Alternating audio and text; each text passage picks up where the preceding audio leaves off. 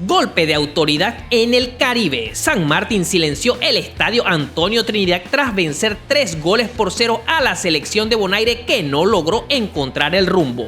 Desde el pitazo inicial el dominio fue visitante. San Martín aprovechó cada espacio mostrando una pegada letal que dejó sin respuesta a la defensa local. 3 golazos que sentenciaron la tarde-noche. Bonaire lo intentó ante su gente, pero la muralla defensiva de San Martín fue imbatible. Con este resultado, San Martín reafirma su paternidad reciente y suma confianza en esta CONCACAF Series. Energía TV estaba presente y conversó con el director técnico de Bonaire, Riolof Yanga. Se gana, é bom para tocar resultado 3-0 com grande fanático em seleção. Mas você tinha de falta, não tem alguma lição. Aqui há toque tempo para mirar bom, algum falta. E gol lá caindo de parte, 2 tempos para mirar parte cansaço também. Tem dona bebida 2 juega, pero também tem que dona bem respeito na contrincante, se não tem tremendo seleção, você mira o nível da net.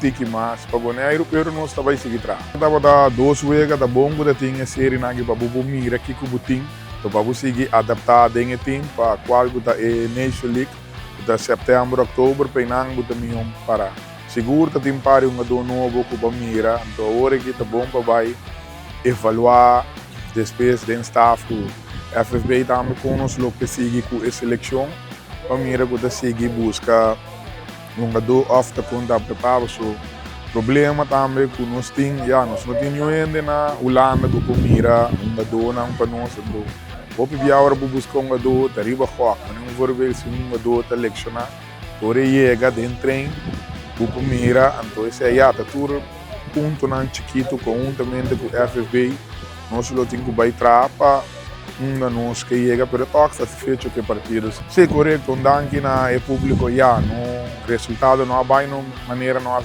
provar, pero toque danke sa quinta de laser, lo tem mais oportunidade, então tá pedindo seguir sostener a seleção.